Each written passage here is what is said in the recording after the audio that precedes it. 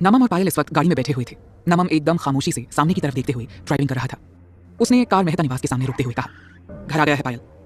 पायल ने अपनी आंखें सिकोड़ते हुए उसे देखा। What do you mean? तुम अंदर नहीं आओगे? नमम ने अपनी नजरें फेरते हुए जवाब दिया, मेरा मन नहीं है। पायल ने अब जरा गुस्से से उसकी तरफ देखते हुए पूछा, तुम्हारी इस बात का क्या मतलब समझूं मैं नमम? मगर नमम ने उसे कोई जवाब देने के बजाय एक सिगरेट निकाल ली। जेब से लाइटर निकालकर वो उसे सुलगाने ही जा रहा था कि पायल ने तेजी से हाथ बढ़ाते हुए उसके मुंह से सिगरेट निकालकर उसे खिड़की से बाहर फेंक दिया। पायल! नमम ने गुस्से में भरते हुए अब उसकी तरफ देखा। What, हाँ?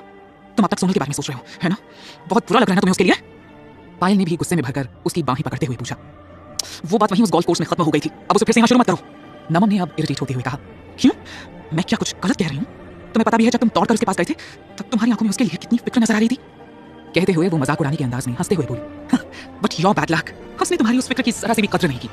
पायल इस वजह से भी बुरी तरह चिड़ी हुई थी क्योंकि नमम पर डोरी डालकर उसे अपनी साइड करने में उसे वाकई बहुत मेहनत करनी पड़ी थी। जल्दी ही उन दोनों की सगाई होने वाली थी, मगर आज नमम की हरकत ने उसकी सारी मेहनत पर पानी फेर कर रख दिया। उसे ऐसा लग रहा था जैसे सोनल ने उसके मुंह पर तमाचा जड़ दिया हो और उसका दर्द उससे सहन नहीं हो पा रहा था। सोनल को सबसे ज्यादा तकलीफ अगर किसी ने पहुंचाई है तो वो तुम हो पायल। उससे भी तुम्हारा मन नहीं भरा तो तुमने वो बॉल, क्या मेरा इतना भी फर्ज नहीं बनता कि मैं अपनी बचपन की दोस्त को तकलीफ में देखकर उसे थोड़ा कंफर्टेबल फील कर रहा हूं? हाँ, पायल ये सुनकर मन ही मन एक कड़वा घूंट पीकर रह गई। Well, she deserved it. जो हुआ अच्छा ही हुआ, मुझे अपने किए पर जरा सा भी अफसोस नहीं है। नमम ने उसे ऐसे हैरानी से भरकर देखा जैसे वो अपने सामने बैठी लड़की को जानता ही ना हो। जब पायल ने उससे मेल जोल बढ़ाना शुरू किया था तब वो उसे एकदम सेंसिबल और ऑनेस्ट लगी थी। उसकी खूबसूरती और समझदारी से भरी बातों के आगे वो धीरे धीरे सोनल को भूलने लगा था।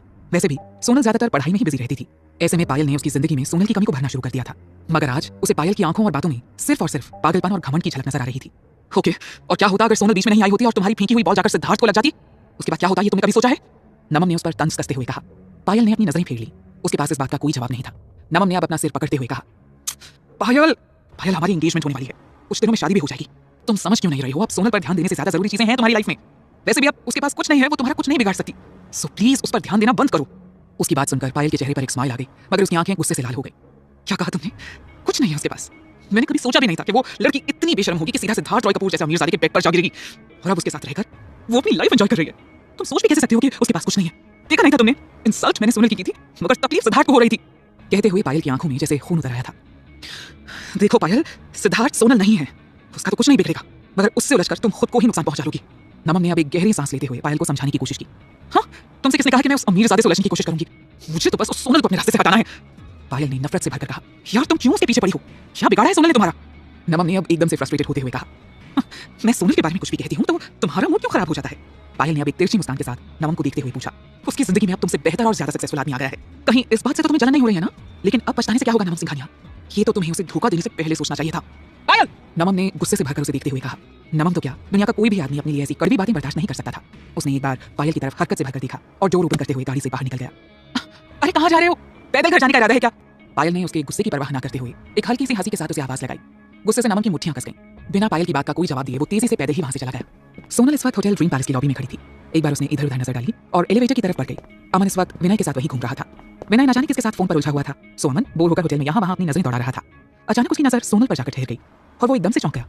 यार विनय, ये अपना सिद्धार्थ भी आज यहाँ आया है क्या? अमन ने विनय के कंधे पर हाथ रखते हुए पूछा। नहीं, वो तो बहुत दिनों से होटल आया ही नहीं है। विनय ने अपने फोन की तरफ देखते हुए जवाब दिया। Well that's strange. अमन ने हल्की सी सीटी बजाते हुए कहा। क्यों, क्या हुआ? अब विनय ने उसकी तरफ ध्यान देते हुए पूछा। जवाब में अमन ने उसका चेहरा एलिवेटर की तरफ घुमा दिया। वो लड़की जिसने ब्लैक कलर का कुर्ता और जींस पहन रखी है, उसे पहचाना तुमने? वो और कोई नहीं है, अपनी भाभी है, सिद्धार्थ की बीवी सोनल मेहता। विनय ने अब अचकचाकर उसकी तरफ गौर से देखा और फिर वापस अमन की तरफ पलटते हुए पूछा। आर यू श्योर ये वही है? 100% श्योर हूं भाई, ये वही है। अब सोचने वाली बात यह है कि अगर सिद्धार्थ यहाँ नहीं है तो फिर ये यहाँ अकेले क्या कर रही है? अमन ने कुछ सोचते हुए अपना फोन निकाला और फिर सीधा सिद्धार्थ को कॉल लगा दिया। पहले तो उसने फोन नहीं उठाया, मगर जब उसने उसे दोबारा कॉल किया तो सिद्धार्थ ने कॉल रिसीव कर लिया। भाई जल्दी से होटल ड्रीम पैलेस में आ जा। क्या क्या क्या कहा? तू बिजी है तो फिर टाइम निकाल ले, क्योंकि तेरी बीवी इस वक्त इस होटल में मौजूद है। अमन ने एक्साइटेड होते हुए कहा। सोनल ने एक बार कमरे के दरवाजे पर लगे हुए बोर्ड पर नजर मारी जिस पर रूम नंबर 2809 लिखा हुआ था। सोनल, डरने की कोई जरूरत नहीं है, तू कर सकती है। Just focus on that. जिस काम के लिए तू यहाँ आई है। सोनल ने अपनी मुट्ठियां कसते हुए खुद को एनकरेज करने की कोशिश की। उसने एक गहरी सांस अंदर खींची और डोरबेल वाला बटन प्रेस कर दिया। भीतर से दरवाजे की तरफ बढ़ते कदमों की आहट को सुनकर सोनल का तेजी से धड़कने लगा था, मगर उसने अपने चेहरे पर कॉन्फिडेंस बनाए रखा। दरवाजा खोलने में ज्यादा वक्त नहीं लगा। एक वेल ड्रेस्ड आदमी ने दरवाजा खोला और उसकी तरफ देखा।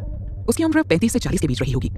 आपको किससे मिलना है मैडम? उसने बेहद शालीनता से पूछा, मगर अपने सामने किसी अजनबी को खड़ा देखकर सोनल एकदम से चौंक गई थी।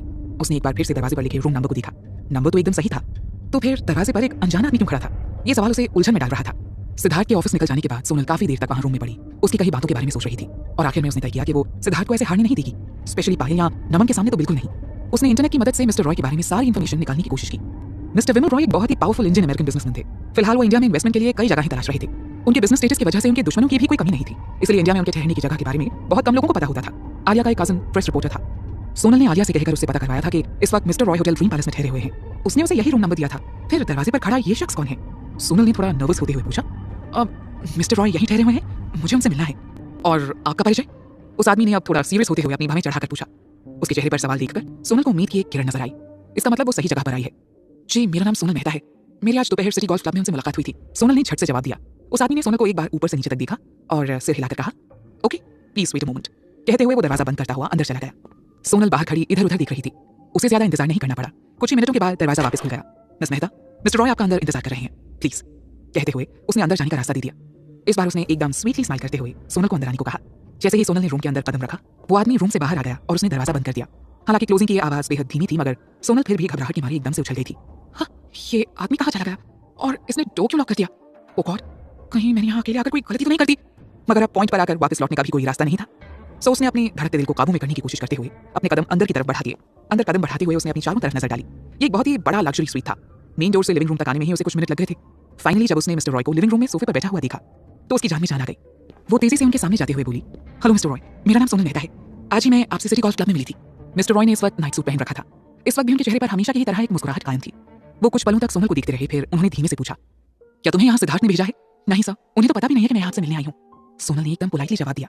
फिर तुम यहाँ किस लिए आई हो? मिस्टर रॉय ने एकदम सपाट लहजे में उससे सवाल किया। क्योंकि उन्होंने सोनल को बैठने के लिए नहीं कहा था, सो सोनल ने भी बैठना जरूरी नहीं समझा था और खड़े खड़े ही जवाब दे दिया, सर मैं मानती हूँ कि आज के मैच में पायल मेहता से हार गई थी। मैं इसके लिए किसी को दोष नहीं दूंगी क्योंकि मुझे सचमुच गोल्फ खेलना नहीं आता। लेकिन मेरी आपसे रिक्वेस्ट है कि सिर्फ इस मैच के रिजल्ट के बेसिस पर आप मिस्टर कपूर के साथ बिजनेस डील को कैंसिल ना करें। मगर सोनल की बात पूरी होने से पहले ही मिस्टर रॉय ने उसे बीच में टोकते हुए कहा, तुमने कहा तुम्हें यहाँ सिद्धार्थ ने नहीं भेजा है, लेकिन फिर भी तुम उसकी बिजनेस डील को लेकर मेरे पास रिक्वेस्ट करने आई हो और फिर तुम अपने मैच का भी मेरे सामने जिक्र कर रही हो, तो क्या मैं ये मानूं कि तुमने पायल मेहता से अपनी हार एक्सेप्ट कर ली है? हाँ, मैं मानती हूँ कि मैं पायल से हार गई थी क्योंकि मुझे गोल्फ खेलना नहीं आता। मगर आप तो इतने बड़े बिजनेसमैन हैं, आपको नहीं लगता कि आपका मिस्टर कपूर के साथ ये डील करने का फैसला एकदम से रूड और वन साइडेड है? सोनल ने बिना सोचे समझे अपनी बात कह दी। मिस्टर रॉय ने उसे एक नजर भरकर देखा और उनके चेहरे पर एक मुस्कान फैल गई।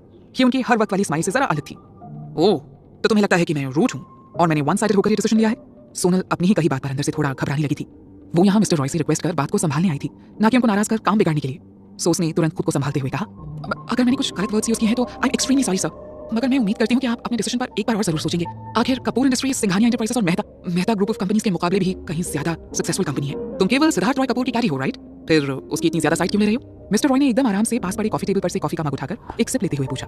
उनका सवाल सुनकर सोनल के चेहरे के एक्सप्रेशंस जरा चेंज हो गए थे। अपनी बातों का असर होता हुआ देखकर मिस्टर रॉय ने आगे कहा, मैंने सुना है कि मेहता ग्रुप ऑफ कंपनीज के साथ तुम्हारे काफी गहरे रिश्ते हैं। तुम्हें नहीं लगता इस तरह अपनी राइवल कंपनी की मदद करके तुम अपनी कंपनी को नुकसान पहुंचाओगी? सोनल को उनके मुंह से ये बात सुनने की जरा भी उम्मीद नहीं थी। वो एकदम सरप्राइज रह गई थी, मगर जल्दी ही उसने खुद को संभाल लिया और अपने चेहरे पर कड़वाहट से भरी एक मुस्कान लाते हुए बोली, actually Mehta group of companies के साथ मेरे सारे रिश्ते अब पूरी तरह खत्म हो चुके हैं, तो इससे अब कोई फर्क नहीं पड़ता। ये कहते हुए उसके दिल में एक दर्द सा उठता, मगर उसने इसे अपने चेहरे पर जाहिर नहीं होने दिया। मिस्टर रॉय उसे एकटक कुछ पलों तक देखते रहे, फिर अपने सामने पड़े सोफे की तरफ इशारा करते हुए बोली, बैठ जाओ बेटी। सोनल ने एक बार सोफे की तरफ देखा और फिर चुपचाप जाकर बैठ गई। मिस्टर रॉय के चेहरे के एक्सप्रेशन से उसे समझ में नहीं आ रहा था कि वो उसकी बात से कन्विंस्ड हुए हैं या नहीं। सो उसने बोलना जारी रखा, मिस्टर रॉय, मगर उन्होंने तुरंत उसकी बात काटकर हंसते हुए कहा, अब भी मिस्टर रॉय कहकर बुलाओगी मुझे? सोनल एकदम से हैरान रह गई। जी, मैं कुछ समझी नहीं। उसने हैरानी से उनकी तरफ देखते हुए पूछा, तुम्हारी कोई गलती नहीं है। आखिरी बार शायद मैं तुमसे करीब 13 साल पहले मिला था, सो इट्स नेचुरल, मगर मैंने तुम्हें गोल्फ कोर्स में देखते ही पहचान लिया था। तुम बिल्कुल जयंत की जैसी दिखती हो, वही आंखें, वही चेहरा। मिस्टर रॉय ने उसे प्यार से देखते हुए कहा। सोनल अब तक कंफ्यूज थी। आप मेरे पापा को जानते थे? सोनल बेटा, तुम्हारे पापा जयंत मेरे बहुत करीबी दोस्त थे। सालों पहले हम एक दूसरे के पड़ोसी हुआ करते थे। तुम मुझे तब विमल अंकल कहकर बुलाया करती थी।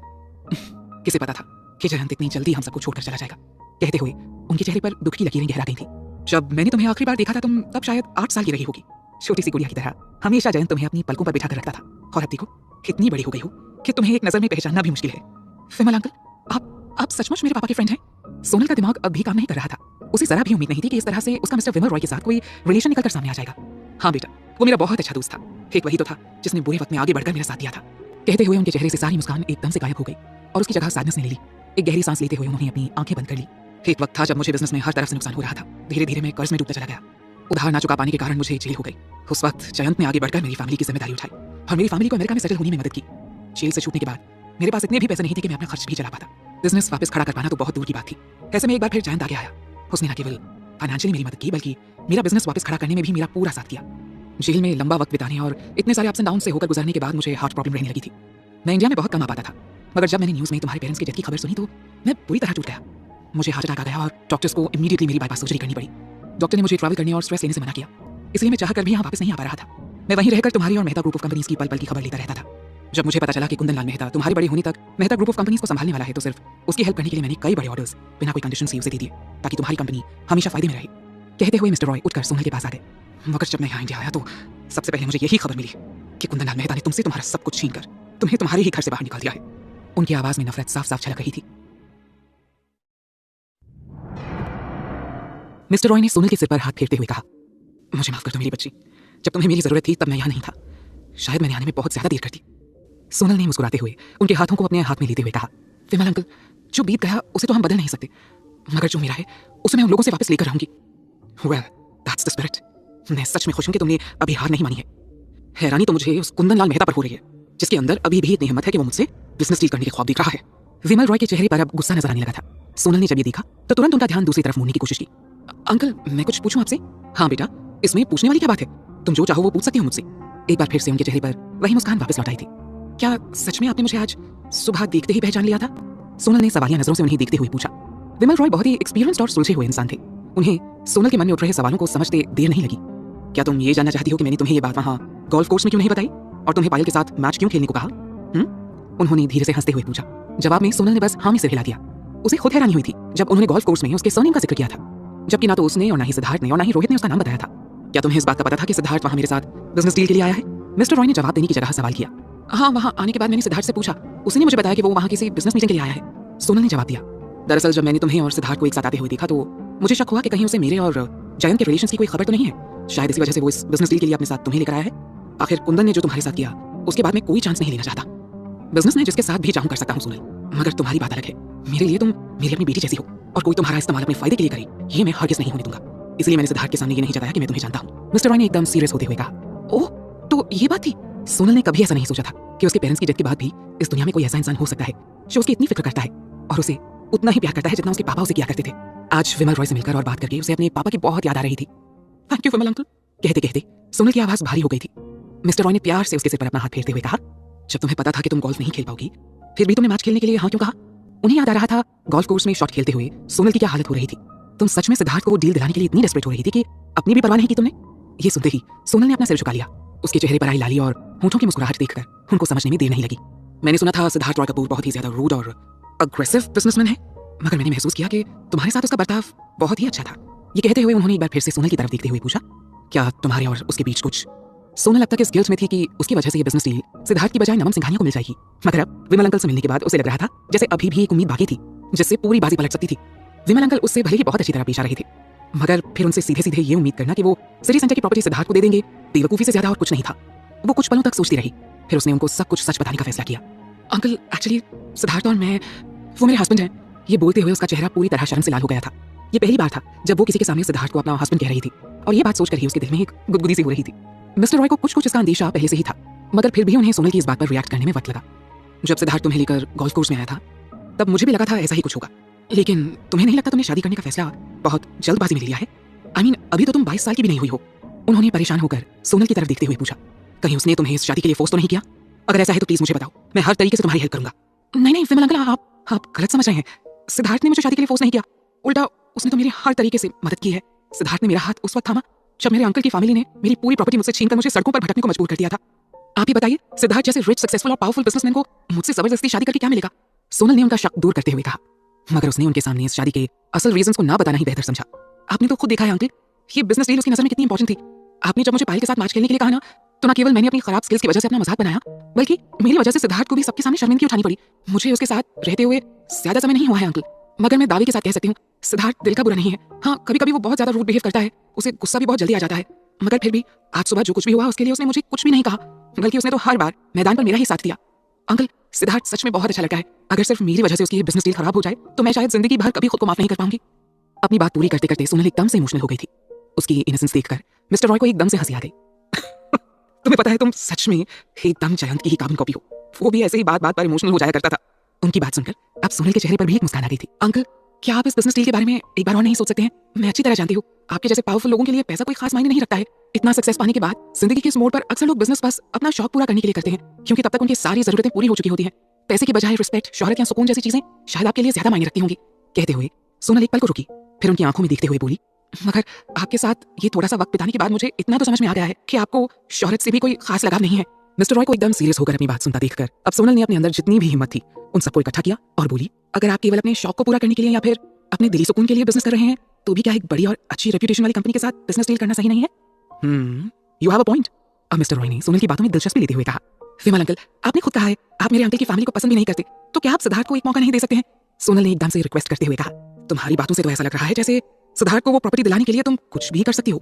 आपने ठीक समझा अंकल, ये सब मेरी गलती थी और अब मैं ही इसे सुधारना चाहती हूँ। सोनल ने मजबूती के साथ कहा। उसके मुंह से ये बात सुनकर मिस्टर रॉय के मुंह से एक गहरी सांस निकल गई। हम लोग गलत नहीं कहते हैं, लड़कियां जब बड़ी हो जाएं तो फिर आप कुछ भी करके उन्हें अपनी मनमानी करने से रोक नहीं सकते हैं। एक बार वो जो जिद पकड़ लेती हैं उसे हर हाल में पूरा करके ही छोड़ती हैं। कहते हुए वो सोनल की तरफ देखकर मुस्कुराए। उनकी बात सुनकर सोनल ने भी मुस्कुराते हुए अपना सिर झुका लिया, मगर अचानक से उन्होंने एकदम सीरियस होते हुए कहा, सोनल बेटा, तुम्हें क्या मैं इतना कच्चा बिजनेसमैन दिखता हूँ कि इतनी आसानी से एक बिजनेस डील का फैसला सिर्फ 3 गोल्फ शॉट्स के बेसिस पर कर लूंगा? मैंने तुम्हें पायल के साथ मैच के लिए इसलिए कहा था क्योंकि मैं चाहता था तुम मेरे सामने उस लड़की को हराओ जिसने तुम्हें इतना बड़ा धोखा दिया। मगर तुम तो, खैर इस बारे में कोई बात करना ही बेकार है। तुम्हारे पेरेंट्स सिर्फ बिजनेस ही नहीं बाकी सब कामों में भी हमेशा आगे रहते थे। मुझे जरा भी उम्मीद नहीं थी कि उनकी बेटी सिर्फ एक किताबी कीड़ा बनकर रह जाएगी। सोनल का मन उनकी बात सुनकर शर्मिंदगी से भर गया था। उसने सिर झुकाते हुए धीरे से कहा, मुझे माफ कर दीजिए विमल अंकल, मेरी वजह से आपको आज डिसअपॉइंटमेंट हुई। हाँ, तुमने मुझे सच में बहुत डिसअपॉइंट किया है सोनल। तुम्हें पता है जयंत कितना ब्रिलियंट इंसान था। मैं केवल बिजनेस की बात नहीं कर रहा हूँ, लोगों से मिलने जुलने, अपनी पहचान बढ़ाने, नई बिजनेस अपॉर्चुनिटीज तलाशने में उसका कोई जवाब नहीं था। I am really surprised to see कि तुम्हें उसका एक भी टैलेंट नहीं है। क्या सच में अपनी जिंदगी में तुमने स्टडी के अलावा और कुछ किया ही नहीं है? मिस्टर रॉय ने जरा उखड़े हुए स्वर में पूछा। सोनल के पास उनकी इस बात का कोई जवाब नहीं था। अपने पापा को याद करके उसकी आंखें भर आई थी।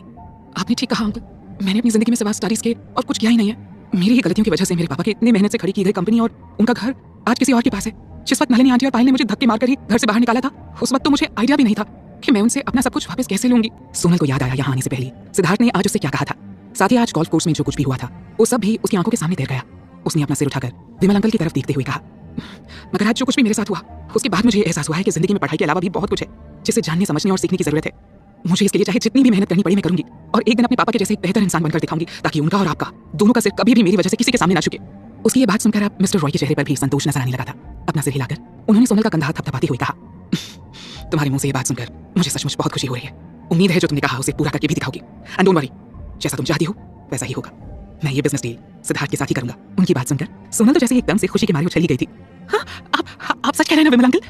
हे भगवान, कैसे कहूं कि ये बच्ची अपने पिता पर नहीं गई है। बस बात कितना है कि अभी तुम बहुत ही यंग और इनोसेंट हो, तुम्हें जल्दी ही खुद को संभालना सीखना होगा। उन्होंने उसके सिर पर हल्की सी चपत लगाते हुए कहा। अमन ने जिस वक्त सिद्धार्थ को कॉल किया था उस वक्त सिद्धार्थ मीटिंग में था, मगर उसकी बात सुनते ही जैसे उसका दिमाग घूम गया था। उसने उसी समय मीटिंग खत्म की और तुरंत अपनी गाड़ी होटल ड्रीम पैलेस की तरफ दौड़ा दी। न जाने वो स्टूपिड लड़की वहां के लिए क्या करने गई है। अचानक उसके दिमाग में ख्याल आया, कहीं वो सिद्धार्थ का मोटिवेशनल लेक्चर सुनकर जरूरत से ज्यादा ही मोटिवेट ना हो गई हो। ओह गॉड, क्या करूं मैं इस लड़की का? मन ही मन झल्लाते हुए वो पहले से भी ज्यादा तेज रफ्तार से अपनी गाड़ी सड़कों पर दौड़ाई जा रहा था। उसने गाड़ी सीधा होटल ड्रीम पैलेस के सामने रोक दी और तुरंत दौड़ते हुए अंदर आ गया। गाड़ी की चाबी उसने डोरमैन की तरफ उछालते हुए उसे गाड़ी पार्क कर देने को कहा और तुरंत होटल की लॉबी की तरफ बढ़ गया, जहां अमन और विनय बैठे उसी का वेट कर रहे थे। दूर से ही उन्हें देखकर सिद्धार्थ लगभग दौड़ता हुआ उनके पास आ गया। कहाँ है वो? उसने हाँफते हुए दोनों की तरफ देखकर पूछा। अमन ने अपने हाथ की खत्म हो चुकी सिगरेट को एस्ट्रे की तरफ उछालते हुए अपने कंधे उचका दिए। मुझे क्या पता, विनय से पूछ, आखिर उसी का होटल है ये। वैसे यहाँ के एक स्टाफ ने उसे 28th फ्लोर पर जाते हुए देखा था। सिद्धार्थ ने झल्लाते हुए कहा, अरे तुम लोगों ने खुद क्यों नहीं देखा, कहाँ गई है वो? अरे हम खुद कैसे जा सकते थे उसके पीछे? वो हमें पहचान नहीं लेती, इसलिए मैंने स्टाफ से कहा उसके पीछे जाने को। अमन ने भी उसी टोन में जवाब दे दिया। सिद्धार्थ कुछ पल खड़ा सोचता रहा। परेशानी से अपने बालों में हाथ फेरते हुए वो विनय की तरफ पलटा।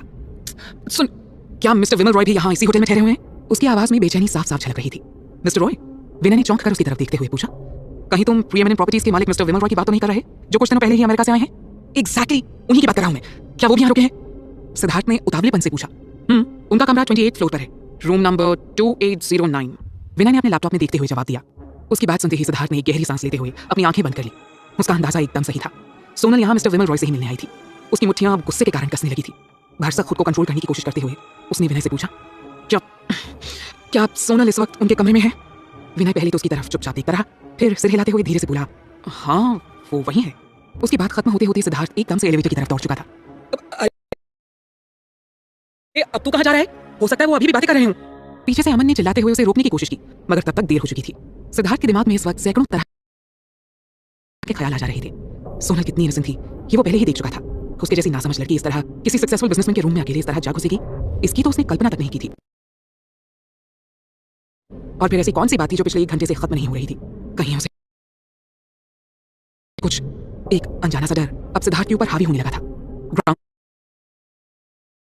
फ्लोर से 28 फ्लोर तक पहुंचने में उसे मुश्किल से 2 मिनट का समय लगा था, मगर ये 2 मिनट का समय भी उसे 2 घंटे जैसा लग रहा था। कोई डाउट नहीं था कि सोनल यहाँ मिस्टर रॉय से मिलकर उसकी बिजनेस डील को फिक्स करने की कोशिश कर रही होगी। आज शाम ही इतना समझाया था इस लड़की को, मगर सब बेकार। उसका ऊपरी माला सच में खाली है शायद। मिस्टर रॉय बेशक बहुत ही सक्सेसफुल बिजनेसमैन थे, मगर उनका एटीट्यूड समझना हर किसी के बस की बात नहीं थी। बिजनेस को किसी का स्टेटस या पैसा देखकर नहीं करते थे, बल्कि अपने मूड के मुताबिक करते थे। जिन लोगों को वो पसंद नहीं करते थे, उनकी तरफ से चाहे उन्हें करोड़ों का ही प्रोजेक्ट क्यों ना ऑफर हो, उनके साथ वो किसी भी तरह का काम नहीं कर सकते थे। यही नहीं, कई डील्स तो उन्होंने सिर्फ इसलिए भी कैंसिल कर दी थी क्योंकि उनके मुताबिक उनका मूड नहीं था। इन शॉर्ट, बेहद मूडी किस्म के इंसान थे वो।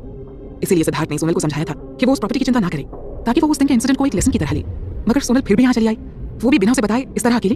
गोल्फ मैच खेलकर वो पहले ही उनके सामने अपनी इमेज खराब कर चुकी थी। अब क्या यहाँ वो उनके सामने पर्सनली अपना मजाक बनवाने आई है? हालांकि इससे भी ज्यादा टेंशन सिद्धार्थ को इस बात से हो रही थी कि पिछले 1 घंटे से वो अकेले मिस्टर रॉय के साथ एक कमरे में बंद थी। वो तो उन्हें जानती तक नहीं थी। इनफैक्ट आज पहली बार वो उनसे मिल रही थी। तो फिर आखिर ऐसी भी क्या बातें हो रही हैं उन दोनों के बीच की सोनल को इतना ज्यादा वक्त लग रहा था। अब ये तो दुनिया की किसी किताब में नहीं लिखा है कि एक सक्सेसफुल बिजनेसमैन एक अच्छा इंसान भी होगा। अगर मिस्टर रॉय ने उसका फायदा उठाने की कोशिश की तो वो खुद को कैसे बचा पाएगी? सिद्धार्थ इस वक्त रूम नंबर 2809 के सामने खड़ा था। उसका खून जैसे गुस्से से उबल रहा था, मगर किसी तरह उसने अपने गुस्से को कंट्रोल करते हुए डोर नॉक किया। उसे ज्यादा इंतजार नहीं करना पड़ा। कुछ सेकंड्स के अंदर ही सोनल ने दरवाजा खोल दिया।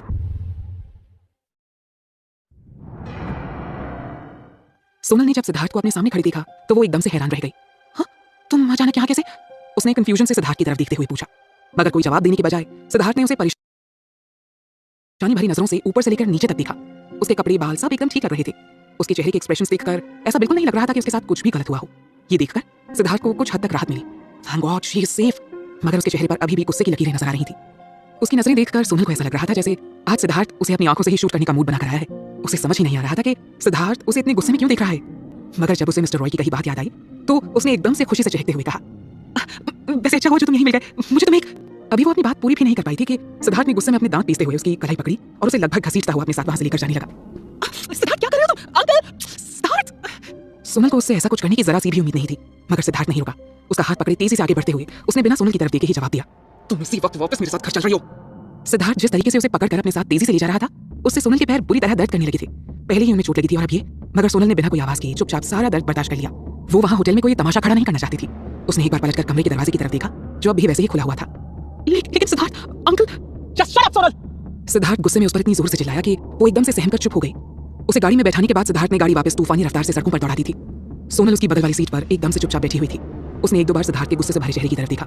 कहीं वो उस पर इसलिए तो गुस्सा नहीं हो रहा क्योंकि वो उसे बिना बताए विमल अंकल के पास चली गई थी। उसने सिद्धार्थ से बात करना ही ठीक समझा। हालांकि उसके गुस्से को देखते हुए सोनल की हिम्मत नहीं हो रही थी कि वो उससे बात करे, मगर फिर भी उसने हिम्मत जुटाकर धीरे से कहा, सिद्धार्थ। सिद्धार्थ ने कोई जवाब नहीं दिया और चुपचाप ड्राइविंग करता रहा, मगर सोनल ने हिम्मत नहीं हारी। उसे पूरा यकीन था जब वो उसे बताएगी कि वो डील विमल अंकल ने सिद्धार्थ को दी है तो खुद ही उसका मूड ठीक हो जाएगा। सिद्धार्थ, पता है आज क्या हुआ? तुम सुनोगे ना तो तुम्हें यकीन नहीं होगा। उसने एक बार फिर से खुशी से चहकते हुए कहा, मगर सिद्धार्थ ने एकदम से उसे डपटते हुए कहा, तुम्हें दिखाई नहीं देता कि मैं ड्राइव कर रहा हूं? डिस्टर्ब मत करो मुझे। ये कहते हुए उसने एक हाथ से स्टीयरिंग संभालते हुए दूसरे हाथ से सिगरेट निकाली और हल्का सा झुकते हुए सिगरेट सुलगा ली। अगली ही पल कार में सिगरेट का धुआं भर गया। सोनल ने हल्का सा खांसते हुए मन ही मन सिद्धार्थ को कोसते हुए कहा, मेरे बोलने से इसकी ड्राइविंग डिस्टर्ब हो रही है, लेकिन खुद ड्राइविंग करते टाइम सिगरेट पीने से इसकी ड्राइविंग में कोई प्रॉब्लम नहीं होती। खड़ूस कहीं का। हालांकि सिद्धार्थ ने उसे कुछ भी बोलने से मना किया था, मगर फिर भी सोनल से चुप नहीं रहा गया। तुम्हारा मूड क्यों खराब है? मुझे भी वहां से ऐसे खींचते हुए लेकर आ गए, कोई बात है क्या? मगर उसकी बात सुनकर सिद्धार्थ एकदम से गुस्से से भड़क कर चिल्लाया, सोनल, अगर एक और शब्द भी तुम्हारे मुंह से निकला ना तो आई स्वेयर मैं तुम्हें इस चलती हुई गाड़ी से बाहर फेंक दूंगा। सिद्धार्थ को इतने ज्यादा गुस्से में देखकर सोनल की समझ में नहीं आ रहा था कि आखिर वो किस बात के लिए उस पर इतना ज्यादा नाराज हो रहा है। उसने सामने की तरफ देखते हुए धीरे से कहा, इस तरह वहां से बिना बताए चले आना सही नहीं है। तुम्हें मुझे वहां से ऐसे लेकर नहीं आना चाहिए था। विमल अंकल क्या सोच रहे होंगे हमारे बारे में? हे वेट, तुम्हारे पास तो उनका नंबर होगा ना? मुझे तो, मैं उन्हें कॉल करके बता देती हूँ कि मैं तुम्हारे साथ घर जा रही हूँ। इतनी मुश्किल से तो उसने उन्हें इस बिजनेस डील के लिए मनाया था। अब सिद्धार्थ के इस बिहेवियर से कहीं वो फिर से अपना मन ना बदल ले, ये सोचकर सोनल परेशान हो रही थी। मगर उसकी बात सुनते ही सिद्धार्थ ने दांत पीसते हुए उसकी तरफ देखकर कहा, नंबर चाहिए तुमको उनका? कहते हुए उसने अपनी पॉकेट से फोन निकाला और बिना देखे ही उसकी तरफ फेंक दिया। फोन तेजी से जाकर सोनल के पैरों से टकराया। Ouch! What's wrong with you Siddharth? Sonal ने एकदम से सरप्राइज होते हुए उसकी तरफ देखा। What's wrong with me? तुम्हें नहीं लगता ये सवाल मुझे तुमसे पूछना चाहिए? सिद्धार्थ ने गुस्से से चिल्लाते हुए पूछा। मैंने क्या किया है? सोनल एकदम से हैरान होते हुए बोली, वाओ, एक्टिंग तो बड़ी कमाल की कर ली थी तुम सोनल मेहता। पायल की जगह तुम्हें फिल्मों में ट्राई करना चाहिए था। सिद्धार्थ ने एक नकली मुस्कान के साथ उस पर तंज कसते हुए कहा। अब सोनल को यकीन हो गया था कि सिद्धार्थ का मूड किसी और वजह से नहीं बल्कि उसी वजह से खराब है। देखो सिद्धार्थ, इस तरह से पहेलियां मत पूछाओ प्लीज, जो भी बात है मुझसे साफ साफ कहो। फिर उसने जरा सा हिचकिचाते हुए पूछा, क्या तुम इस बात से नाराज हो कि मैं तुम्हें बिना बताए विमल अंकल से मिलने चली गई थी? उसकी बात सुनकर ही सिद्धार्थ एकदम से ठहाका मारकर हंसने लगा। हालांकि उसकी इस हंसी के पीछे छिपे गुस्से को सोनल साफ साफ महसूस कर पा रही थी। अंकल, हाँ? उसने गुस्से में पानी हाथ में पकड़ी सिगरेट को मसलते हुए उसे खिड़की से बाहर फेंक दिया। फिर उसकी तरफ देखकर टॉन्ट मारते हुए बोला, अंकल क्यों कह रहे हो तुम उन्हें?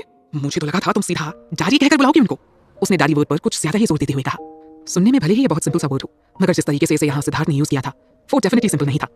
सोनल को अब शायद उसका कुछ कुछ मतलब समझ आने लगा था। उसका दिल एकदम से धक सा रह गया था। उसने हल्की सी गुस्से भरी आवाज में पूछा, तुम क्या कहना चाहते हो सिद्धार्थ? साफ साफ बोलो। मगर सिद्धार्थ इस वक्त इतने गुस्से में था कि वो सोनल से बात तक नहीं करना चाहता था। सो उसे कोई जवाब देने के बजाय उसने गाड़ी की स्पीड और तेज कर दी। घर पहुंचने के बाद उसने तेजी से अपने जूते उतारकर स्लीपर्स पहन ली और सिद्धार्थ की तरफ दौड़ी, जो अब लिविंग रूम की तरफ जा रहा था। सिद्धार्थ प्लीज मुझे बताओ कि आखिर बात क्या है?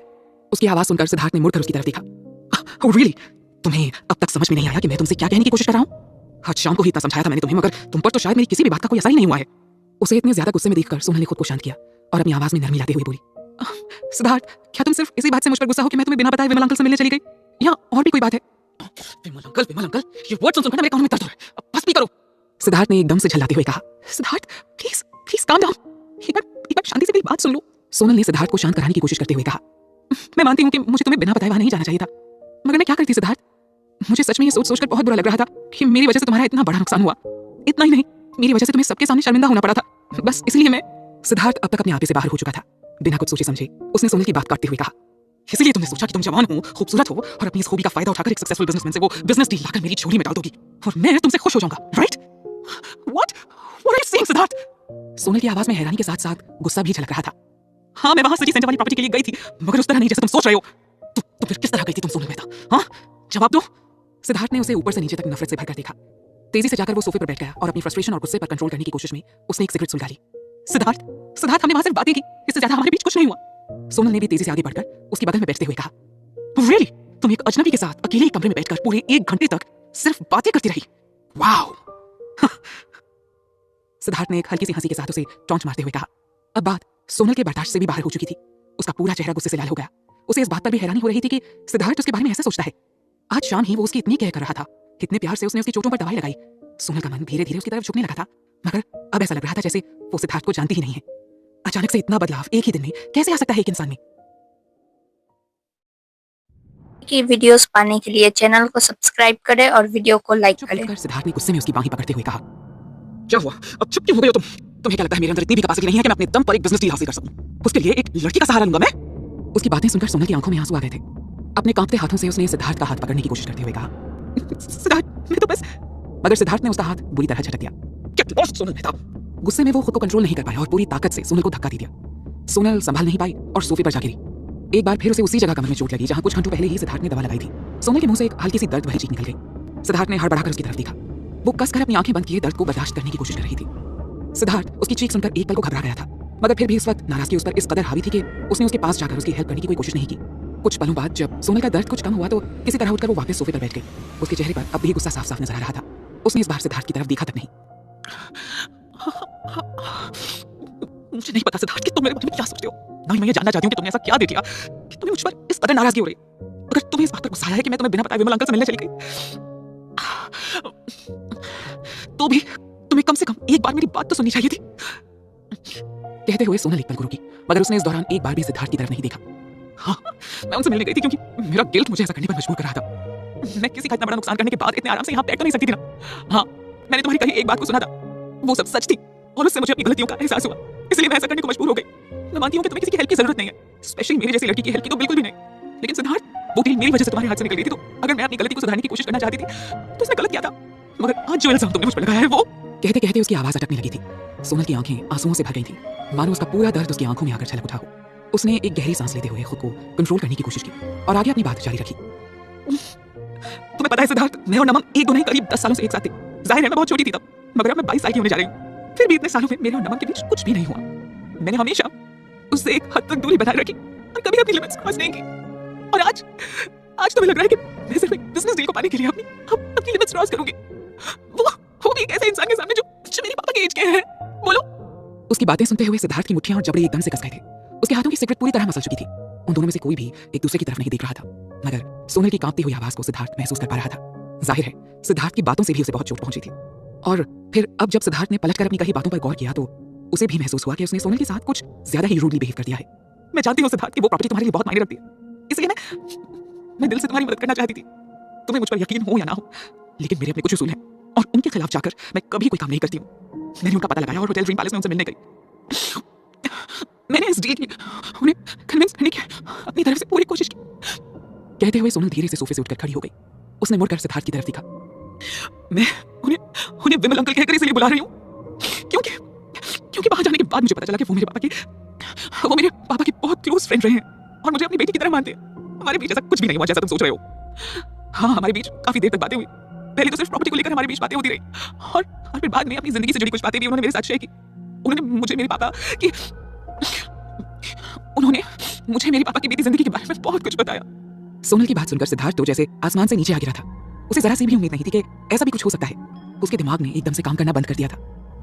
वैसे तुम्हारी जानकारी के लिए बता दूं कि विमल अंकल ने कहा है कि वो प्रॉपर्टी अब से तुम्हारी है। सोनल ने बड़ी मुश्किल से ये कहते हुए अपनी बात खत्म की और तेजी से सीढ़ियों की तरफ बढ़ गई। जिस तरीके से सिद्धार्थ उसे होटल से खींचता हुआ लेकर आया था, उससे पहले ही उसके पैरों में बहुत चोट आ चुकी थी। ऐसे में अब सीढ़ियां चढ़ने में भी उसे बेहिसाब तकलीफ हो रही थी, मगर उसकी परवाह ना करते हुए वो लड़खड़ाते कदमों से ही तेजी से सीढ़ियां चढ़ने लगी। अब वो एक पल के लिए भी सिद्धार्थ के सामने नहीं रहना चाहती थी। सो अपने हर दर्द को भुलाते हुए उसने वहां से जाने में अपनी पूरी एनर्जी लगा दी थी। सोनल की ये हालत देखकर अब सिद्धार्थ के दिल में एक दर्द सा उठने लगा था। वो उसको रोकना चाहता था, मगर उसके मुंह से अब एक भी शब्द नहीं निकल पा रहा था। सिगरेट अब पूरी तरह जलकर खत्म हो चुकी थी। अपने हाथों पर जलन महसूस करते हुए सिद्धार्थ ने चौंकते हुए सिगरेट का बचा हुआ टुकड़ा नीचे फेंक दिया। अपना गुस्सा बाहर निकालने के लिए उसने सामने पड़ी कॉफी टेबल को एक जोरदार लात मारी। टेबल तेज आवाज करता हुआ दूर खिसक गया। पीछे से इतनी तेज आवाज सुनकर सोनल एकदम से अंदर तक कांप गई। उसने एक बार धीरे से पीछे मुड़कर सिद्धार्थ की तरफ देखा, मगर फिर और तेजी के साथ सीढ़ियां चढ़ते हुए वो अपने रूम की तरफ चली गई। सिद्धार्थ अब अकेला ही लिविंग रूम में सोफे पर बैठा था।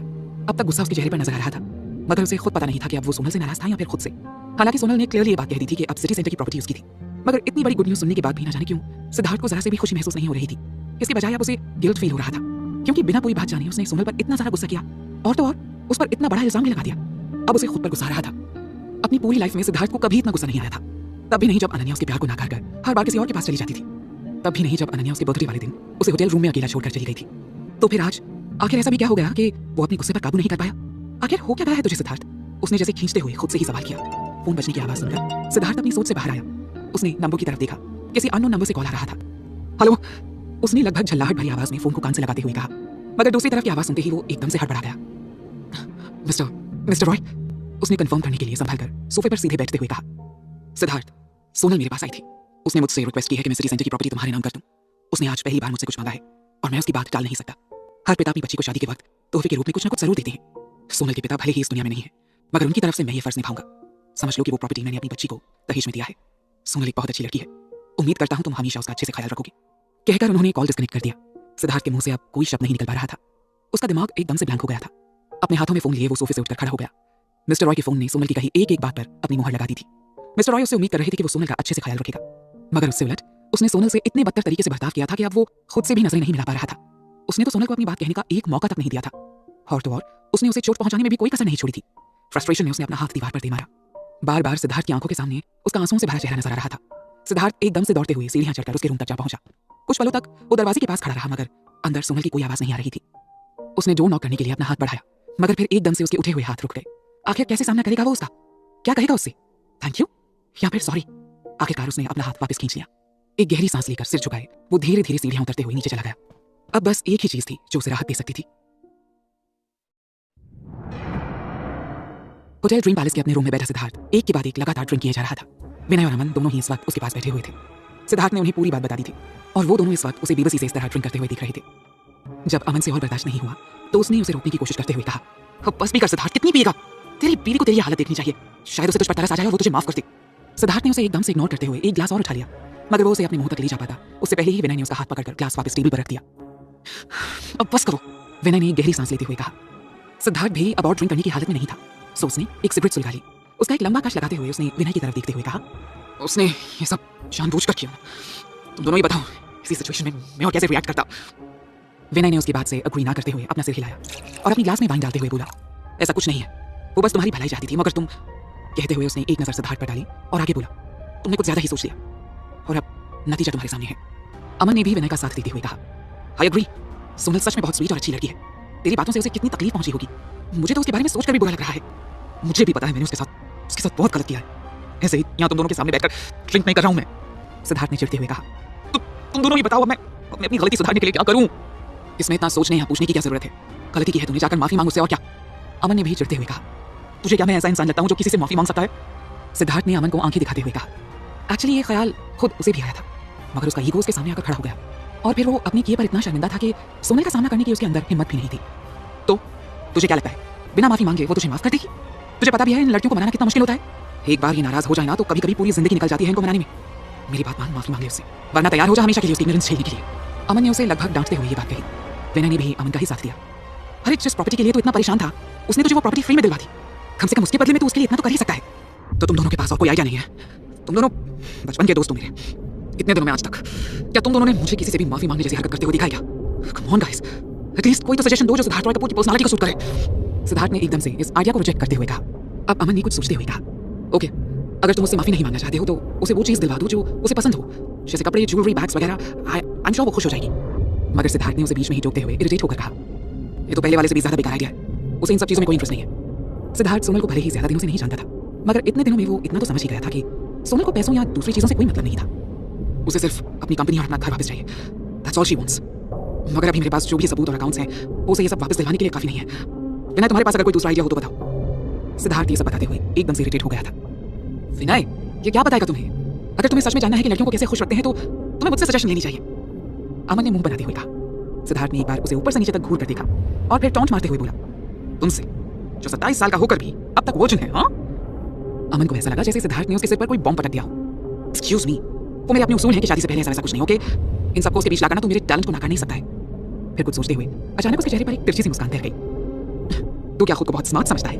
जस्ट बिकॉज़ तूने उस बेचारी लड़की के साथ नशे की हालत में वो सब किया, तू भी तो हारी था और अब भी वैसा ही है। क्या उस रात के बाद कभी वो तेरे करीब आई? उसकी बात सुनते ही सिद्धार्थ के चेहरे का रंग उड़ गया। बिना कोई जवाब दिए वो दूसरी तरफ देखने लगा। भले ही उसने सोनल से जिस भी वजह से शादी की हो, मगर वो थे तो हस्बैंड वाइफ ही, और ये एक्सेप्ट करना वाकई उसके लिए बहुत मुश्किल था कि शादी के बाद भी उन दोनों ने कभी भी एक दूसरे के करीब आने की कोशिश तक नहीं की थी। उसके चेहरे का उड़ा हुआ रंग देखकर अमन को अब हंसी आ रही थी।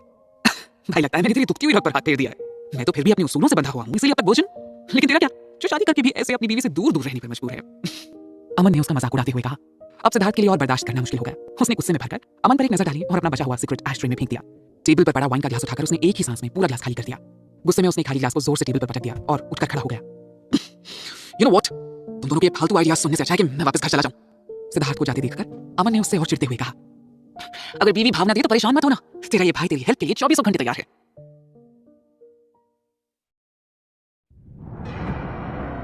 अगली सुबह सोनल उठकर तैयार होकर जब नीचे आई तो उसकी नजर सबसे पहले सिद्धार्थ पर पड़ी। वो वहां चुपचाप बैठा कॉफी पीते हुए न्यूज़पेपर पढ़ रहा था। उसे अब तक वहां देखकर सोनल थोड़ा चौंक गई थी।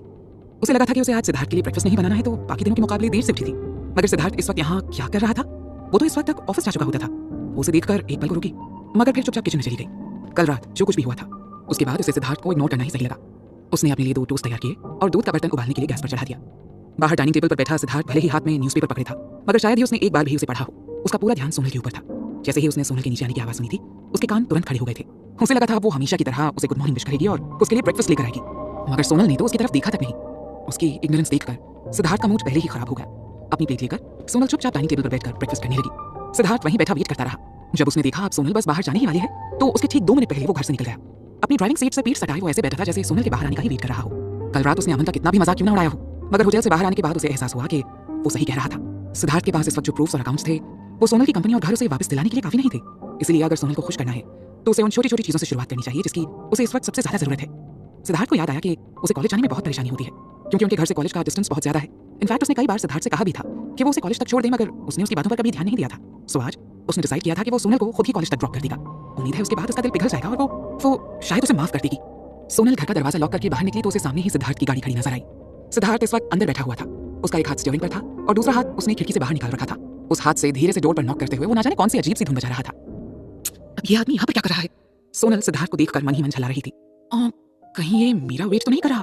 सोनल के मन में एक पल के लिए ख्याल आया, मगर अपने इस ख्याल को उसने एक पल में ही अपने मन से झटका भी दिया। इससे पहले भी तो सिद्धार्थ उसके साथ ये सब गेम्स खेल चुका था, जानबूझकर ही जताना कि वो उसका वेट कर रहा है और बाद में उसे अकेला छोड़कर चले जाना। ये सब तो उसके परफेक्ट गेम्स थे। मगर फिर से जैसे 1 सेकंड के 100वें हिस्से में उसके दिमाग में एक दूसरा ख्याल भी आया। सोनल, तेरी वजह से उसे वो प्रॉपर्टी इतनी आसानी से मिल गई है। हो सकता है वो इस बात से तुझसे खुश होकर तुझे ही कॉलेज तक छोड़ने जाना चाहता हो। मगर अगले ही पल अपना सिर हिलाते हुए उसने इस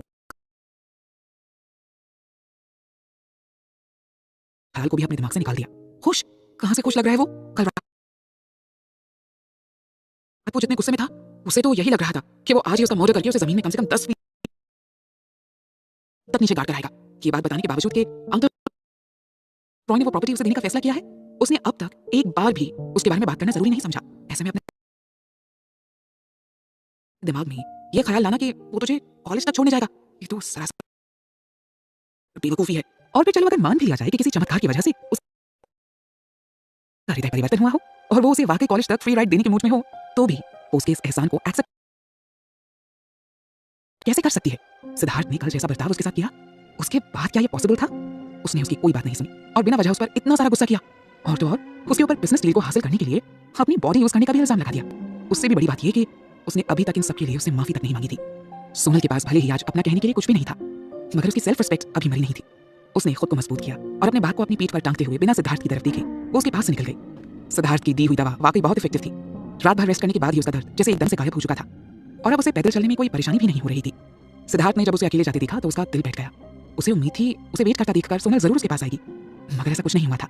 फ्रस्ट्रेशन में उसने जोर से हॉर्न का बटन प्रेस कर दिया, मगर हॉर्न की आवाज सुनकर सोनल रुकी नहीं, बल्कि पहले से भी ज्यादा तेजी से आगे की तरफ बढ़ गई। सिद्धार्थ ने एकदम से झल्लाते हुए गाड़ी स्टार्ट की और आगे जाकर सोनल के पास गाड़ी रोकते हुए गुस्से में बोला, अंदर आकर बैठो। उसकी आवाज सुनकर सोनल के कदम रुक गए। उसने एक बार पलटकर सिद्धार्थ की तरफ देखा और सपाट लहजे में बोली, नो थैंक यू, मैं खुद चली जाऊंगी, तुम्हें परेशान होने की कोई जरूरत नहीं है। उसके बाद उसने वापस तेजी से अपने कदम बढ़ा दिए। उसे जाता देखकर सिद्धार्थ ने गुस्से में अपना हाथ स्टीयरिंग पर दे मारा। एक बार फिर उसने गाड़ी स्टार्ट की और जैसे हवा को चीरते हुए वो तेज रफ्तार से आगे बढ़ गया। आलिया क्लासरूम की डेस्क पर बैठी किसी से फोन पर बातें कर रही थी। सोनल ने आकर अपना बैग एक साइड रख दिया और चुपचाप वहां बैठ गई। उसे आया देखकर आलिया ने अपनी बात खत्म करते हुए फोन अपनी पॉकेट में रखा और आकर सोनल का चेहरा अपनी तरफ घुमाते हुए पूछा, ये चांद सा मुखड़ा आज इतना उतरा उतरा सा क्यों है? सोनल ने हल्के से मुस्कुराते हुए कहा, कुछ नहीं, शायद कल रात ठीक से सो नहीं पाई थी ना, इस वजह से। आलिया को उसकी बातों पर जरा सा भी यकीन नहीं हुआ। उसने उसे ऊपर से नीचे तक गौर से देखा और फिर अपनी आंखें सिकोड़ते हुए पूछा, आर यू श्योर? झूठ तो नहीं बोल रही है ना मुझसे? सोनल की आंखें एकदम से सूजी हुई थी और उनकी चारों तरफ डार्क सर्कल्स भी नजर आ रही थी। इससे इतना तो क्लियर हो गया था कि वो सचमुच रात भर सोई नहीं थी। मैं क्यों झूठ बोलूंगी तुझसे? सोनल ने अपनी नजरें दूसरी तरफ घुमाते हुए कहा, ना, मैं नहीं मानती। रात भर जागने के अलावा भी कोई और बात है जो तू मुझसे छिपा रही है। आलिया के अंदर का जासूस एक बार फिर से जाग गया था। कहीं अपने नए नवेले पति से झगड़ा तो नहीं कर लिया तूने? उसकी बात सुनकर सोनल एकदम से चौंक गई। उसने हल्के से आलिया के सिर पर एक चपत लगाते हुए कहा, तू फैशन डिजाइनिंग में क्या कर रही है? तुझे तो साइकोलॉजिस्ट होना चाहिए था। उसकी बात सुनते ही आलिया एकदम से ठहाका मारकर हंस पड़ी। तो मेरा अंदाजा सही था। अब ये भी बता दे कि क्यों झगड़ा किया तूने उस बेचारे के साथ? वो ऐसी भी कोई बड़ी बात नहीं है। सोनल फिर से वही सब बातें याद करके अपना मूड और खराब नहीं करना चाहती थी। सो उसने आलिया को टालने की कोशिश करते हुए कहा, और फिर कल रात की बातें जानने के बाद आलिया का भी मूड ऑफ ही होना था। तू मुझे अपना बेस्ट फ्रेंड मानती है ना? अगर हाँ तो तू मुझे अभी बता रही है कि क्या बात है? तेरी ऐसी रोनी सूरत देखकर मुझे भी रोना आ रहा है। कहते हुए उसने अपनी ऐसी शक्ल बना ली जैसे अब वो बस रोनी ही वाली है। Oh my God, please don't tell me कि उसका कहीं और भी अफेयर चल रहा है। नहीं नहीं नहीं सिद्धार्थ, तुमने ऐसा क्यों किया मेरी बेस्ट फ्रेंड के साथ? आलिया ने एकदम से ड्रामेटिक अंदाज में कहा। सोनल ने अपना सिर पीट लिया। ड्रामा क्वीन, शुरू हो गई तेरी ड्रामेबाजी? हाँ तो बता देना क्या बात है? आलिया ने अब उसके पास आकर उसका हाथ पकड़ते हुए कहा, मगर जब सोनल ने फिर भी कोई जवाब नहीं दिया तो उसने अपने ब्रह्मास्त्र का इस्तेमाल करना ही सही समझा। अगर तूने मुझे अब सब कुछ सच नहीं बताया तो मैं तेरे लिए पार्ट टाइम जॉब देखना बंद कर दूंगी। सोनल ने गुस्से में उसे आंखें दिखाई तो आलिया ने भी रिक्वेस्ट करते हुए कहा, कम ऑन यार, बता ना क्या बात है? किसी के सामने अपनी प्रॉब्लम शेयर करने के बाद तुझे भी बेटर फील होगा और फिर क्या पता मैं तुझे कोई सही सजेशन दे पाऊं और तेरी प्रॉब्लम ही सॉल्व हो जाए। यार इतनी जिद्दी क्यों है तू? सोनल ने थोड़ा चिढ़ते हुए कहा। थोड़ी ही देर में सोनल ने उसे कल की हुई एक एक बात सब उसे बता दी, मगर आज सुबह की बात का उसने आलिया के सामने कोई जिक्र नहीं किया। सब कुछ बताने के बाद सोनल ने गहरी सांस लेते हुए डिसअपॉइंटमेंट के साथ कहा, आखिर वो मेरे साथ ऐसे बिहेव कैसे कर सकता है? आलिया अब तक अपना मुंह और आंखें फाड़े एकटक उसे देखते हुए उसी की बातें सुन रही थी, मगर वो जैसे होश में आई और एकदम से एक्साइटेड होते हुए बोली, ओह my God, oh my God, oh my God, oh my God, मैंने कभी सोचा भी नहीं था कि सिद्धार्थ रॉय कपूर इतना कूल हो सकता है। कहते हुए वो जैसे एकदम से सपनों में खो गई। Wow, the great businessman Siddharth Roy Kapoor. उसने सबके सामने एक लड़की को अपनी बाहों में उठाया, वो भी शर्टलेस होकर। अमेजिंग। उसकी बात सुनकर सोनल तो मानो एकदम स्पीचलेस रह गई। वो क्या कह रही थी और आलिया ना जाने क्या सुनने जा रही थी। आलिया, पूरी पिक्चर में तुझे बस यही एक सीन दिखाई दिया। तुझे ये नहीं दिख रहा कि उसने मुझ पर एक शुगर डैडी रखने का इल्जाम लगाया? आई मीन वो सोच भी कैसे सकता है कि मेरा विमल अंकल के साथ कोई अफेयर हो सकता है? उसकी बात सुनकर आलिया ने माफी मांगने वाले अंदाज में दांत दिखाए। आई एम सॉरी, तुझे तो पता है ना तेरा हस्बैंड कितना हॉट और हैंडसम है, तो मेरे लिए भी थोड़ा मुश्किल हो जाता है अपनी फीलिंग्स को संभालना। फिर सोनल को छेड़ने वाले अंदाज में कोहनी मारते हुए उसने कहा, सुन, उसने तेरे पैरों की मसाज की। Wow, so romantic. मुझे तो सोचकर ही गूज़बम्स आ रहे हैं यार। सोनल ने झल्लाते हुए ऊपर की तरफ देखकर कहा, हे भगवान, तूने इस लड़की को बनाते वक्त इसके अंदर दिमाग डाला भी था या नहीं? सीरियसली आलिया, अब मेरा मन हो रहा है कि मैं तेरा सिर खोलकर देखूं, अंदर वाकई दिमाग है, भूसा भरा पड़ा है। अब सोनल को इरिटेट होते हुए देखकर आलिया भी सीरियस हो गई। अच्छा बस बहुत हो गया, जोक्स अपार्ट। तूने सिर्फ अपने नजरिए से सब कुछ सोचा, एक बार भी सिद्धार्थ के नजरिए से सोचकर नहीं देखा ना? हाँ ठीक है, सिद्धार्थ ने तेरे साथ बहुत गलत बर्ताव किया, उसे ऐसा नहीं करना चाहिए था, मगर फिर भी मैं समझ सकती हूँ उस वक्त उस बेचारे की कैसी हालत रही होगी। व्हाट, वो तुझे बेचारा लग रहा है? सोनल ने एकदम से सरप्राइज होते हुए आलिया की तरफ देखा। जस्ट बिकॉज़ वो हॉट एंड हैंडसम है, उसने मेरे लिए शर्ट उतार दी, मुझे बाहों में उठाकर घर तक ले आया और मेरे पैरों की मसाज की? कुछ भी बोले जा रही है यार। आलिया ने उसके हाथों पर हल्का सा थप्पड़ मारते हुए कहा, तुझे क्या मैं इतनी बेवकूफ लगती हूँ? तूने अभी खुद बताया ना कि जब तू पायल के खिलाफ वो मैच हार गई थी तब भी उसने तुझसे एक बार भी इस बात को लेकर कुछ नहीं कहा था। हाँ तो सोनल ने कुछ भी ना समझते हुए पूछा। उसका इतना बड़ा नुकसान करने के बावजूद उसने तेरे चोटों पर दवा लगाई और तुझे लंबा चौड़ा मोटिवेशनल लेक्चर भी दिया। हाँ मगर तू एग्जैक्टली कहना क्या चाहती है? साफ साफ बोलना। सोनल ने अब खींचते हुए कहा। आलिया ने अब अपने कंधे उचकाते हुए कहा, अब कुछ कहने को बचा है क्या? वो तुझ पर गुस्सा हुआ क्योंकि उसे तेरी फिक्र है। सोनल को उसकी बात सुनकर हंसी आ गई। उसे मेरी फिक्र क्यों होगी? हाँ उसे अगर ऐसा लग रहा हो कि मेरी बात करने से अगर विमल अंकल और ज्यादा नाराज हो गए तो वो प्रॉपर्टी उसके हाथ से हमेशा के लिए निकल जाएगी। इस बात की फिक्र उसे जरूर होगी। उसकी बात सुनकर आलिया ने अपना सिर पीट लिया। मेरी लाडो, मैंने तुझसे कहा ना, तो सिर्फ अपनी साइड से सोच रही है। एक बार सिद्धार्थ के नजरिए से भी तो सोच कर देख। उसे अपने बिजनेस डील के बर्बाद होने की चिंता नहीं थी। एक बार फिर से सोच के देख, पायल के साथ मैच हारने पर उसने तुझे कुछ नहीं कहा, जबकि तेरे हिसाब से वो डील उस मैच पर ही टिकी थी, है ना? लेकिन जब उसे पता चला कि तू वहाँ उस होटल में है, वो सब कुछ छोड़कर वहाँ तेरे पास पहुंच गया। उसे ये देखकर इतना ज्यादा गुस्सा आ गया कि उसने तेरे और विमल अंकल के रिलेशन पर सवाल खड़ी कर दिए। मगर उसे कहाँ पता था कि वो तेरे अंकल हैं? अब जरा एक बार उसकी जगह पर खुद को रखकर देख। अगर तेरी बीवी 1 घंटे तक अकेले किसी अनजान आदमी के साथ एक कमरे में बंद होगी तो तू कैसे रिएक्ट करेगी? उसकी बात सुनकर सोनल का दिल तो जैसे एकदम से धड़कना ही भूल गया था। उसके दिमाग में एक बार भी ऐसा ख्याल नहीं आया था। क्या सचमुच सिद्धार्थ को उसकी इतनी ज्यादा फिक्र हो रही थी? उसे सोच में पड़ा देखकर आलिया ने आगे कहा, तूने ही बताया ना कि वो तुझे वहां से एकदम से घसीटता हुआ घर लेकर आ गया था, और फिर ये बताने के बावजूद कि वो प्रॉपर्टी अब उसके नाम हो चुकी है, उसे जरा सी भी खुशी नहीं हुई थी।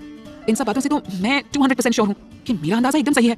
उसे तेरी सचमुच फिक्र हो रही थी और इसीलिए उसने तुझ पर इतना गुस्सा किया। सोनल को यह बात सुनकर आज सुबह के इंसिडेंट पर अफसोस होने लगा था। कितनी रूडली बिहेव किया था उसने सिद्धार्थ के साथ, मगर साथ ही उसे अपने दिल में एक अजीब सी खुशी का एहसास भी हो रहा था। सच में सिद्धार्थ को उसकी इतनी फिक्र है, ये सोचकर वो हैरान थी। मगर अगले ही पल अपने सारे थॉट्स को एक साइड करते हुए उसने सीरियस होते हुए आलिया से कहा, नहीं ऐसा नहीं हो सकता है। उसे वो दिन याद आ रहा था जब सिद्धार्थ ने उसे साफ साफ लहजे में कहा था कि वो मिसेस सिद्धार्थ रॉय कपूर बनेगी जरूर, मगर सिर्फ नाम के लिए। उनके रिश्ते में प्यार और फिक्र जैसी बातों के लिए कोई जगह नहीं होगी। क्यों नहीं हो सकता? आलिया ने हैरानी से उसकी तरफ देखते हुए पूछा। इसलिए क्योंकि अगर उसे मेरी फिक्र हो भी रही थी तो सिर्फ इसलिए क्योंकि मैं उसकी वाइफ हूँ, और सिद्धार्थ रॉय कपूर की वाइफ का ऐसे किसी और आदमी के साथ एक ही कमरे में रहना उसकी रेप्यूटेशन के लिए सही नहीं होता। मुझे नहीं लगता दुनिया का कोई भी आदमी अपनी बीवी को ऐसा करने की परमिशन देगा, फिर चाहे वो अपनी बीवी से नफरत ही क्यों ना करता हो। इसलिए इससे ये बात कहीं से भी साबित नहीं होती कि सिद्धार्थ को मेरी फिक्र थी। उसे सिर्फ अपनी रेप्यूटेशन की चिंता थी। आलिया ने नाम से हिलाते हुए एक गहरी सांस ली और सोनल की तरफ देखते हुए बोली, अब मैं तुझे कुछ भी सोचने के लिए फोर्स तो नहीं कर सकती। तुझे जो सोचना है सोच। उसके चेहरे पर डिसअपॉइंटमेंट साफ साफ झलक रही थी। कुछ पलों तक दोनों के बीच खामोशी छाई रही। फिर अचानक से आलिया ने एकदम से खुश होते हुए कहा, अच्छा वो सब छोड़, मेरे पास तेरे लिए गुड न्यूज है। आलिया की गुड न्यूज वाली बात के बाद भी सोनल का चेहरा अभी तक लटका ही हुआ था। उसने लापरवाही से पूछा, कौन सी गुड न्यूज? तुझे मैंने अपने एक सीनियर फ्रेंड के बारे में बताया था ना, अभी तेरे आने से पहले मैं उसी से बात कर रही थी। उसने मुझे बताया कि उसे तेरे लिए एक पार्ट टाइम जॉब मिल गया है। तुझे अगर चाहिए तो बोल। कहते हुए एक पल को आलिया रुकी, फिर थोड़ा सीरियस होते हुए बोली, नहीं तो मैं मना कर देती हूँ उसको। मगर उसकी बात सुनकर तो सोनल एकदम से जैसे उछल गई थी। ऑफ कोर्स मुझे चाहिए। सच्ची, मेरा वो फ्रेंड भी वहीं पर काम करता है। ये फैशन डिजाइनर की पोजीशन है, मगर तुझे फिलहाल किसी के अंडर असिस्टेंट बनकर काम करना पड़ेगा। एक्चुअली पहले जिस पोजीशन पर काम करता था ना, उसे कुछ फैमिली प्रॉब्लम्स की वजह से ये जॉब छोड़नी पड़ी, तो अभी उसी की ये पोस्ट खाली है। हाँ, आलिया ने खुश होते हुए कहा। असिस्टेंट की पोजीशन पर काम करने का मतलब था सैकड़ों कामों के बोझ तले दबे रहना, और साथ ही साथ वक्त बेवक्त अपने बॉस की गालियां भी सुनना। जाहिर है इतनी मेहनत उसके लिए बेहद थकाने वाली साबित होती, मगर इसके साथ ही उसे एक मौका भी मिल रहा था फैशन डिजाइनिंग के एरिया में नई नई चीजें सीखने का। और सोनल इस मौके को बिल्कुल भी गंवाना नहीं चाहती थी, बल्कि वो तो बहुत खुश थी कि उसे उसकी ड्रीम जॉब मिल रही थी। अब मुझे कोई एतराज नहीं है, मैं असिस्टेंट की जॉब भी कर लूंगी। एक्चुअली ये तो और भी अच्छा है ना कि मुझे शुरू से सब कुछ सीखने का मौका मिल रहा है। कहते हुए उसने एक्साइटेड होकर आलिया का हाथ पकड़ते हुए पूछा, उसने बताया मैं कब से ज्वाइन कर सकती हूँ? तुम चाहो तो आज शाम से ज्वाइन कर सकती हो। आलिया ने मुस्कुराते हुए जवाब दिया। उसकी बात सुनकर सोनल की हंसी एक पल के लिए गायब हो गई। अगर वो आज शाम को इस जॉब के लिए जाती है तो वो घर वापस वक्त पर नहीं पहुंच पाएगी। घर नहीं पहुंचेगी तो सिद्धार्थ के लिए डिनर कैसे बना पाएगी? अब वो उसका एक और गुस्सा झेलने के लिए तैयार नहीं थी। मगर क्या सिद्धार्थ उसका बनाया खाना खाएगा? कल रात वो उससे इतना ज्यादा नाराज था, और फिर आज सुबह उसे इग्नोर करके उसने उसे और भी ज्यादा नाराज कर दिया था। अब तो शायद वो कभी उसकी शक्ल भी नहीं देखेगा, तो फिर घर वापस जाकर फायदा भी क्या था? हाँ, मैं आज शाम को ही ज्वाइन कर लूंगी। सब सोचने के बाद सोनल ने जवाब दिया, ओके ग्रेट, मैं अभी उसे मैसेज कर देती हूँ कि तुम आज ही आ रही हो। आलिया ने अपना फोन निकालते हुए कहा। आज लंच के बाद सिर्फ एक ही क्लास थी, सो क्लास खत्म होने के बाद सोनल ने तुरंत अपना बैग पैक किया और आलिया के बताए एड्रेस की तरफ निकल गई। फैशन हब, यही वो जगह थी जहां आज से सोनल को अपनी पार्ट टाइम जॉब स्टार्ट करनी थी। ये एक medium private fashion designing studio था। पिछले कुछ सालों में इसने फैशन डिजाइनिंग के एरिया में इस शहर में काफी अच्छा खासा नाम कमाया था। शहर भर के लगभग सारे रईस लोग यहीं से ऑर्डर देकर अपने लिए डिजाइनर कपड़े बनवाते थे। इतना ही नहीं, बड़े बड़े सेलिब्रिटीज तक यहाँ से अपने लिए कपड़े ऑर्डर करते थे। इसलिए भी सोनल अपने हाथ आए इस मौके को छोड़ना नहीं चाहती थी। सोनल ने वहां मौजूद रिसेप्शनिस्ट से बात की। उसे ज्यादा इंतजार नहीं करना पड़ा। जल्दी ही एक 24-25 साल की खूबसूरत सी लड़की उससे मिलने के लिए वहां रिसेप्शन पर आ गई। उसने एकदम लेटेस्ट फैशन वाले कपड़े पहन रखे थे। उसके लंबे कोली बाल उसकी कमर तक लटक रहे थे। वो इतनी प्रिटी लग रही थी कि सोनल तो जैसे अपनी पलकें तक झपकाना भूल गई थी। उसने सोनल की तरफ देखकर स्माइल करते हुए पूछा, you are Sonal Mehta right? हाँ, आप शायद आलिया की सीनियर फ्रेंड है। सोनल ने अभी भी एक टक उसकी तरफ देखते हुए पूछा। आलिया ने बताया था कि उसकी फ्रेंड सेनेट यूनिवर्सिटी से नहीं थी, वो दोनों हाई स्कूल में साथ पढ़ते थे और वहाँ आलिया उसकी जूनियर थी। हाई स्कूल से पास आउट होने के बाद आलिया ने सेनेट यूनिवर्सिटी में एडमिशन ले लिया था, मगर उसकी फ्रेंड फैशन डिजाइनिंग का कोर्स करने के लिए इंडिया से बाहर चली गई थी। 2 साल बाद वो वापस इंडिया आई और अब यही काम कर रही थी। ठीक पहचाना। और वैसे तो मैं बता दूं कि मैं यहाँ तुम्हारी स्कूल सीनियर नहीं हूँ, मेरा नाम लवली है। फैशन इंडस्ट्री के कुछ रूल्स होते हैं, अब जब तुम यहाँ काम करोगी तो तुम्हें भी उनको फॉलो करना होगा। Got that? उसने सोनल की तरफ देखते हुए कहा। सोनल ने तुरंत हाँ में अपना सिर हिला दिया। फर्स्ट एंड सिंपल रूल, जब भी अपने सीनियर से मिलो तो उन्हें मैम या सर कहकर बुलाना, नाम से नहीं, ओके? लवली ने सोनल को समझाते हुए कहा। सोनल ने पहले भी सुना था कि फैशन इंडस्ट्री के अपने कुछ नियम कायदे होते हैं। उसे जहाँ थोड़ी सी नर्वसनेस हो रही थी, वहीं वो बहुत ज्यादा एक्साइटेड भी थी। ओके लवली मैम, मैं आगे से ध्यान रखूंगी। ओके लेट्स गो, मैं तुम्हें पंक्ति से मिलवाती हूँ, लवली ने कहा और एक तरफ बढ़ गई। सोनल भी तुरंत उसके पीछे चलने लगी। अंदर जाते वक्त उसने अपने चारों तरफ नजरें दौड़ाई। वहाँ का इंटीरियर बहुत ही आर्टिस्टिक था। पंक्ति ही हमारी बॉस है, तुमसे मिलकर वो तुम्हें तुम्हारा सारा काम समझा देंगी। लवली ने आगे की तरफ बढ़ते हुए कहा। Okay thank you lovely ma'am, Sonal ने एकदम पोलाइटली जवाब दिया। कुछ ही मिनटों के अंदर वो दोनों एक केबिन के बाहर खड़ी थी। लवली ने एक बार डोर नॉक किया और फिर उसे अंदर की तरफ धकेलते हुए ओपन कर दिया। पंक्ति, ये सोनल है, मेरी एक जूनियर फ्रेंड ने मुझे इसके लिए रेकमेंड किया था, लवली ने अंदर आते हुए कहा। पंक्ति इस वक्त अपनी ऑफिस चेयर पर बैठी हुई एक स्केच ड्रॉ कर रही थी। उसके होठों के बीच एक क्लीन सिगरेट दबी हुई थी। अपने स्ट्रेट बालों की उसने एकदम टाइट पोनीटेल बना रखी थी। लवली की आवाज सुनकर उसने अपनी नजरें डेस्क से हटाकर उनकी तरफ घुमाई। अपने हाथों में पड़ी पेंसिल को उंगलियों के बीच घुमाते हुए उसने ऊपर से लेकर नीचे तक सोनल को ऐसे देखा जैसे आंखों से ही उसका एक्सरे कर रही हो। सोनल ने थोड़ा हिचकिचाते हुए कहा, hello Pankti ma'am, I am Sonal Mehta. Okay I guess मेरा काम अब खत्म हुआ, तुम दोनों बातें करो, मैं चलती हूँ। कहते हुए वो ग्लास डोर बंद करते हुए वहां से बाहर निकल गई। केबिन में अब बस पंक्ति और सोनल ही रह गए थे। पंक्ति ने अब अपने होठों के बीच दबी सिगरेट को लाइटर से सुलगा लिया था। चेयर पर आराम से बैठते हुए उसने धुएं का एक बड़ा सा छल्ला बाहर हवा में छोड़ दिया। पंक्ति एकदम बोल्ड और ओपन माइंडेड लड़की थी, मगर उसकी किसी भी हरकत से ऐसा नहीं लग रहा था जैसे वो सोनल को नीचा दिखाने या उसे अनकंफर्टेबल फील कराने की कोशिश कर रही हो। सोनल मेहता, अ top class student of senate university, उसने दिलचस्पी के साथ सोनल को देखते हुए पूछा।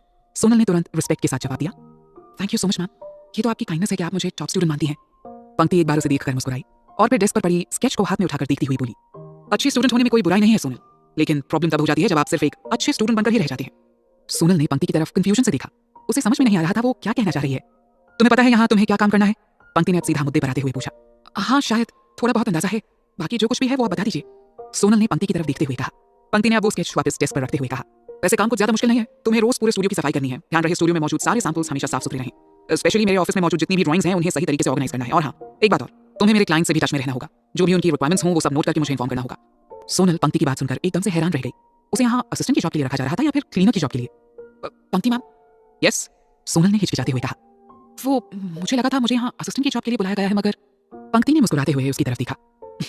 जितना मैं तुम्हारे बारे में जानती हूँ तुम फ्रेशर हो, काम का कोई भी एक्सपीरियंस नहीं है तुम्हारे पास, मगर मैं अपने एम्प्लॉय से थोड़ी नॉलेज की उम्मीद करती हूँ, जो फिलहाल तुम्हारे पास बिल्कुल नहीं है। हाँ तुम्हारे पास अच्छे ग्रेड्स हैं, मगर अनफॉर्चुनेटली वो मेरे किसी काम के नहीं है। सोच लो, कोई प्रेशर नहीं है। अगर तुम्हें मेरा ऑफर पसंद नहीं है तो तुम किसी और कंपनी में कोई अच्छी पोजीशन देख सकती हो। No no no ma'am, no, I think it's good, I will do it, Sonal ने हड़बड़ाते हुए कहा।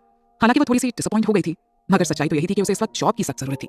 और फिर क्या हुआ अगर उससे क्लीनिंग का काम भी करवाया जा रहा हो तो यहाँ रहकर ही उसे बहुत बड़े बड़े और नामी डिजाइनर से मिलने का ही मौका मिल जाएगा। कितना कुछ सीखने को मिलेगा, ये क्या कम बड़ी बात है? सोनल ने खुद को ये समझाते हुए तसल्ली देने की कोशिश की। मैम मुझे कॉलेज भी जाना होता है, सो मैं पूरा दिन यहाँ काम नहीं कर पाऊंगी। सोनल ने थोड़ा परेशान होते हुए कहा। इट्स ओके, लवली ने बताया कि तुम यहाँ पार्ट टाइम जॉब करना चाहती हो, सो जब भी तुम कंफर्टेबल हो यहाँ आकर अपना काम कर सकती हो। पंक्ति ने उसे एक स्माइल के साथ जवाब दिया। सोनल ने ये सुनकर राहत की सांस ली। पंक्ति ने हाथों के इशारों से उसे बाहर जाने के लिए कहा और बोली, वहाँ फ्रंट डेस्क पर जाओ, वो तुम्हें तुम्हारा लॉकर बता देंगी, अपना सारा सामान तुम वहीं पर रख सकती हो, चाहो तो अभी से अपना काम शुरू कर सकती हो, you may go now. Sonal वहां से निकलकर वापस रिसेप्शनिस्ट के पास पहुंची और उससे अपने लॉकर के बारे में पूछा। रिसेप्शनिस्ट ने उसे लॉकर की चाबी पकड़ा दी। अपना बैग और बाकी सामान उसमें रखते समय उसे एक बार सिद्धार्थ का ख्याल आया। क्या उसे मैसेज करके सिद्धार्थ को बता देना चाहिए कि वो आज घर नहीं आ पाएगी? अपने हाथ में फोन लिए वो कुछ पल सोचती रही। फिर उसने सिद्धार्थ का नंबर ओपन किया जो उसने सन की सुड्डू के नाम से सेव कर रखा था। उसने मैसेज टाइप करना शुरू किया। हो सकता है आज रात मुझे घर आने में देर हो जाएगी, तो मैं तुम्हारे लिए डिनर नहीं बना पाऊंगी। मगर मैसेज सेंड करते करते उसके हाथ रुक गए। सेंड करूं या ना करूं? कुछ देर इसी असमंजस में रहने के बाद उसने मैसेज डिलीट कर दिया और फोन को लॉकर के अंदर डालकर लॉकर को बंद करके वहां से ऑफिस की तरफ बढ़ गई।